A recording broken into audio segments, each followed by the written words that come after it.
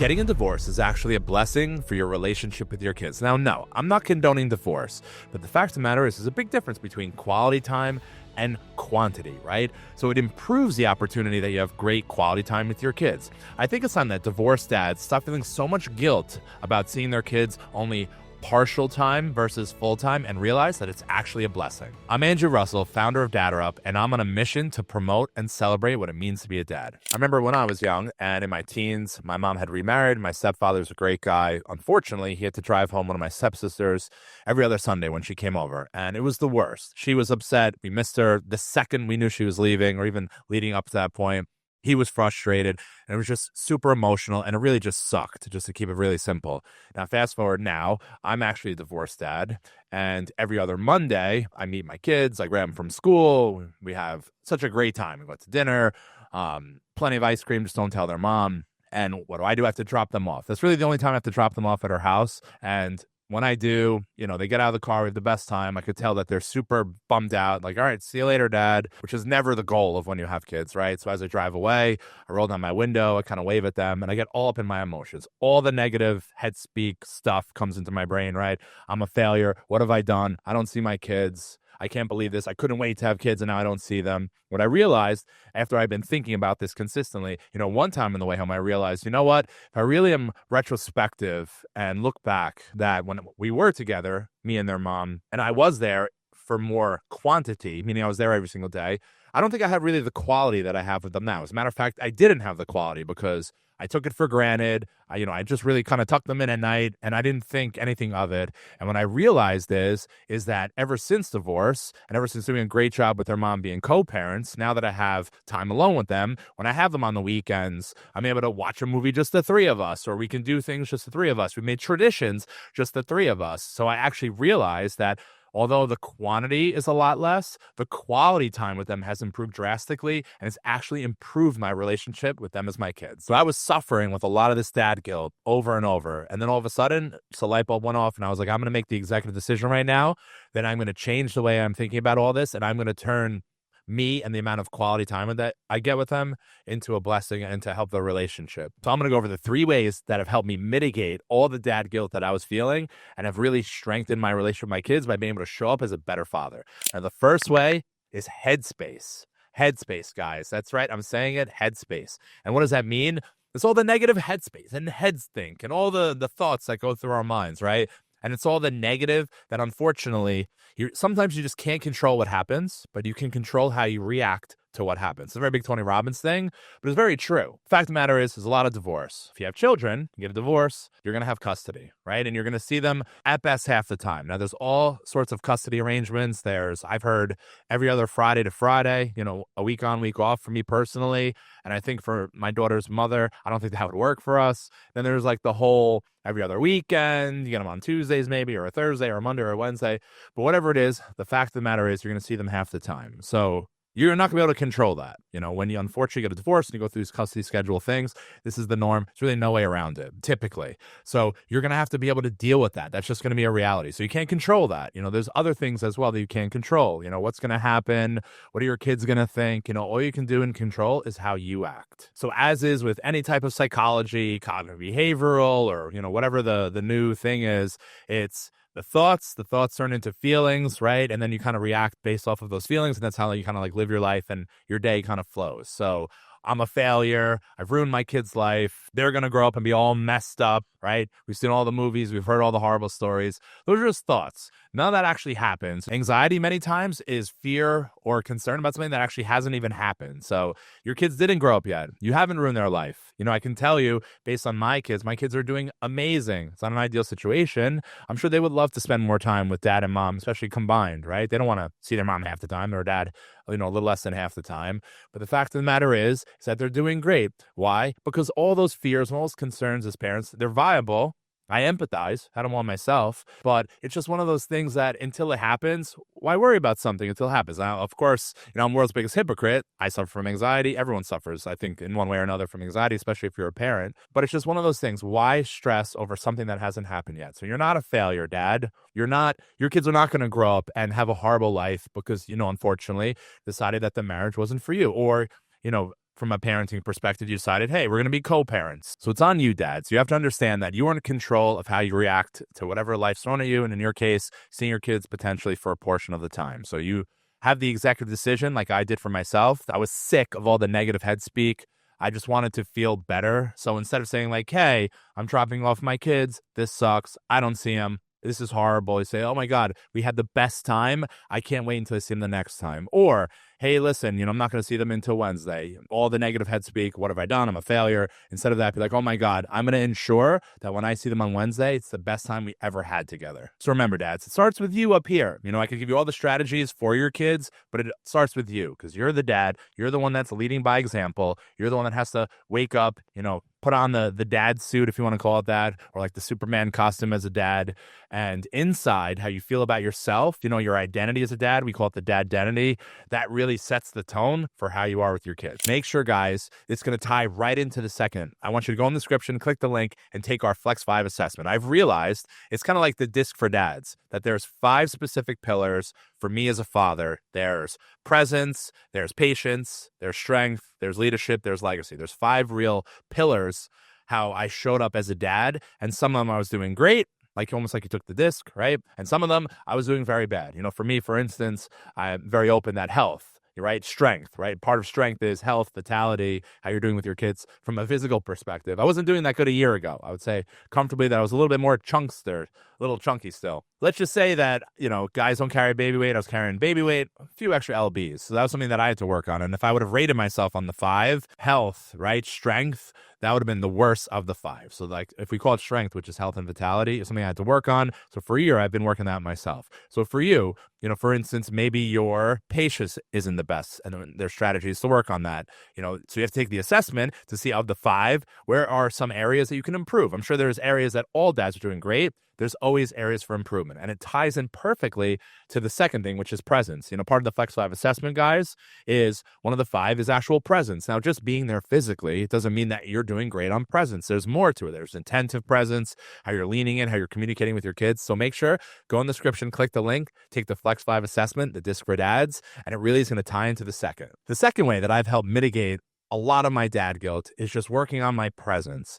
Now, when we say presence, I used to think just being there, right? Being there physically was the rage. It was the T. And guess what, guys? I hate to be the bearer of bad news. That doesn't even start the game. You have to be attentive. And what does that mean? In this society, it's really difficult with all the distractions to be actual attentive while you're present. Now, we have phones, for instance, right? Phones are the death of dadding, in my opinion, from a presence perspective. So that's one of the things, right? If you're a divorced dad, if you're feeling a lot of guilt, you don't see your kids all that much. When you have them and you want to really lean into them and have a great time with them and build all the memories and all the cool stuff, you can't be on your phone, And unfortunately, with entrepreneurs, I'm an entrepreneur, I own a mortgage company, there is a need, especially if you're in a sales business, to be on your phone. But I could tell you specifically, if I fall on the sword myself, that all the electronics and all the phone attention, all the social media scrolling, there's a direct correlation doing a horrible job being present. So what are some of the ways that I've worked on being better from a presence perspective, more attentive? Is a lot of different things. First thing is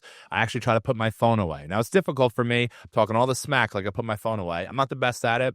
I was actually called out by my oldest daughter to my digital marketing team that I have, that she just wants me to put my phone away. Hey, where would you like to go with your dad if you go anywhere? Oh, somewhere where we put his phone away. Hey, what are some of the best memories of your dad? Oh, when he didn't have his phone out. I was embarrassed, hardcore embarrassed in front of my own actual team. I had great conversations with her and she called me out, because of all this communication. Yes, I'm a divorced dad. Yes, I don't see my kids all that much. I see them half the time, but our communication is exceptional, me and my older daughter. Why? Because I've worked on it. I was not a natural great communicator, especially with little girls. This is something that, like anything in life, right? I had to hone the craft. But I can tell you, after conversations with her calling me out, that I realized that a big problem that I was, from a presence perspective, I was doing a great job being there physically, 100%. I would never miss anything, but was I really there? And even now I struggle, but I've definitely, if you want to rate me, or used to rate me, if we took the Flex 5 and I rated myself on presence, in actuality, not in my own opinion, I was probably out of 100%, maybe a 55%, right? 50% because I was there. another extra 5%, but was I really there mentally? So by putting my electronics away, by making a deal with my older daughter that, hey, we're going to have all this quality time together. Daddy's going to turn his phone on silent. And when you guys play Roblox and play all these ridiculous games where I'm concerned about my brain cells, disappearing, not necessarily sure about them. That's a whole nother story, guys. This Roblox tra-la-la thing, that I'm going to put my phone away. I'm going to be more attentive. And when they play Roblox for 30 minutes or an hour or whatever, I'm going to let them. I can check my emails for work and, just do my stuff on my phone that's needed. But the phone piece for attentive presence has been a big thing. Another thing from attentive presence, from that specific way that I've helped mitigate dad guilt, another strategy was just really being in conversations and asking open-ended questions. So I've realized it's so easy. The kids, I'm home, or I pick them up, they get dropped off. Hey, how was your day? 4th and 2nd grade. The crazy stuff happens, right? There's gaga ball. There's this person was out sick. This person hurt themselves. Like this person said a word that they're not supposed to say in 2nd grade, which is like so crazy. And you say, all right, good, cool. What happened? Great. And you move on, right? With the conversation, you really lean into it and really like dig into their day. So I have found asking open-ended questions really helps presence, really helps them realize, number one, if you ask open-ended questions and you really dig into the conversation and lean into your kids and truly, get into their day and how they're feeling and all that good stuff. And how do you feel about this? And what are your thoughts about that? They realize that, number one, you care, which is an amazing byproduct because you do. Obviously, you ask because you care. They're your kids. Pretty sure you would care. And number two is that you're attentive when you're in the conversation and you don't have your electronics, right? You follow like kind of where we're going with this, and you're having that eye contact, which is part of it. You're doing a great job being attentive. You're doing a great job being present. So I found not only putting the electronics away, that open-ended conversations, open communication, not just, hey, how was your day, kids? Great. Love you, dad. Cool. When are we having dinner? Great. Like, that's not really how you build a relationship. So in my quest of improving my quality time by asking open-ended questions, putting my electronics away, this has helped the relationship with my kids exponentially. Now, the third one, which is really save the best for last, really a game changer for my relationship with my girls, is really rituals or things to look forward to, right? Surprises. So look, turn that frown upside down, divorced dads. It's a blessing if you have better quality time and opportunities to have more intimate moments with your kids, especially, as I'm a girl dad. I was born to be a girl dad. Besides being a girl dad, my other superpower is mortgage, which I digress a little bit here. But for whatever reason, I just feel like I was born to be a great girl dad. But unfortunately, as we've alluded to, I see them a little less than half the time. So how do I, in my opinion, kill it, slay it, show up the best version of myself to love on my two daughters who I love with all my heart? What do? I plan cool things. Now, this kind of like, like I said, after all the negative head speak, when I realize I'm really sick of feeling this way and to spin it into a positive, it's really helped me mitigate all my dad guilt completely.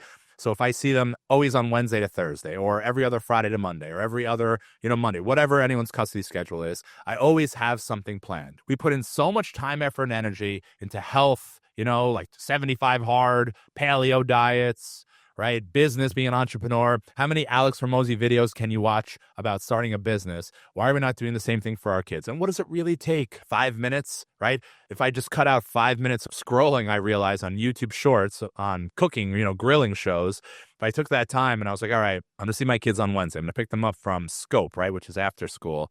And we're going to do something cool. Now we literally just started a tradition. On Wednesday night, we have movie night. Now, granted, I just spoke with her mom. I think one of my daughters isn't doing her homework as much as she should. So I was kind of taking their word for it. So the first thing we do when we get home, obviously, is we make sure that the homework is done. I was kind of, assuming it was done on the after school side. I think that I got to do a better job as a dad on that, which is a whole nother thing. We started a new tradition where we are watching movies. And the coolest thing is I'm 44. My kids are 9 and 7.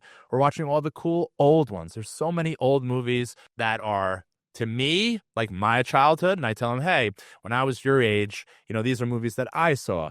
Things that they never saw, right? Like The Goonies, right? Isn't that a cool movie? My kids had no clue what The Goonies were. We watched that. Now they're into some of these older movies. So we've made the coolest tradition on Wednesday nights that we make sure homework's done, we make sure they shower, and they have dinner early, all that good stuff. But we always are watching movies on Wednesday nights, so they look forward to it, right? The quality time has gone up exponentially. So the time they have with dad, as an example, even just on a Wednesday, is the best time in the world. Now, of course, every other weekend, if you're divorced and you see your kids every other weekend, any dad who has kids that play sports, it's like, I'm a professional chauffeur. It's a fact, right? So when you're a chauffeur, what do you have the opportunity to do? To play music. So we have all these cool traditions and rituals when we go there, playing all these songs, before the games, for the soccer game. Now, granted, I have girls, didn't have the boy, but it's like, come on, we're going to go. We're going to smash the other team, right? We have so many cool songs we listen to. We Will Rock You, some other songs I may not admit here that are a little aggressive and heavy metal, right? I could tell you, seeing all these old movies on Wednesday doesn't cost me anything. I'm getting popcorn. We have like a tradition. We do popcorn. I've taught them how to make it. So, it's not a money play. It's just more so it's the best feeling in the world for a kid to know the person that they love and that person loves them back and goes out of their way to show them a good time. It's just an absolute amazing way to improve the quality time with your kids by just planning out little things, but you got to put in the work. So the real point of all of this is, number one, just you got to have a real conversation with yourself in the mirror. Like, look, I'm not a failure. We can make this into a great thing. I can improve my relationship with my kids. I can improve from a quality time perspective, which is what it's all about, guys. It's all about the memories, but you're then going to have to put in the work. It's cool when you're motivated to be a good dad, but it's the discipline, right? Tuesday, it's a bad day at work. Maybe you get your kids on Wednesday. You're going to have to put in the work to make time to think about the Wednesday, or you're not feeling the best, right? It's winter in New York. Everybody has some kind of swine flu right now. You're still going to have to put in the work and plan out the weekend so it's not a big drag for your kids. So all this is the greatest opportunity in the world. You just have to put in the work, but I promise you the end results are amazing, happy, just lively kids. All right, guys, I can comfortably tell you that those 3 specific things that I just went over have completely mitigated all the dad guilt that I feel that I unfortunately see my kids less than half the time. But the relationship with them, I could tell you remarkably over the last years has improved, and it's the greatest thing in the world. But just make sure you go in the description, click the link, take our Flex 5 assessment. I created this for myself because I realized the 5 real ways that I show up as a dad, right? Presence, patience, strength, leadership, legacy. I was doing a great job in some of them, but some I actually had to improve. So make sure you take the assessment, and I knew based off that assessment, as an example, to be attentive from a presence perspective, I needed work. I knew that I had to work on myself from a strength perspective. So I challenge you as a dad, take that assessment now. It's free, but it'll give you strategies on what you could do to improve right now. So make sure, guys, you watch our next video. Now, I talked about in this video some ways to mitigate dad guilt, but if you're in it, you're doing the thing with your kids, there's such a thing as a love bank with your kids. Now, how do you make deposits into your love bank? How do you improve the relationship with your kids? Make sure you watch our next video. I'm going to go over all the ways you can make deposits into the love bank with your kids.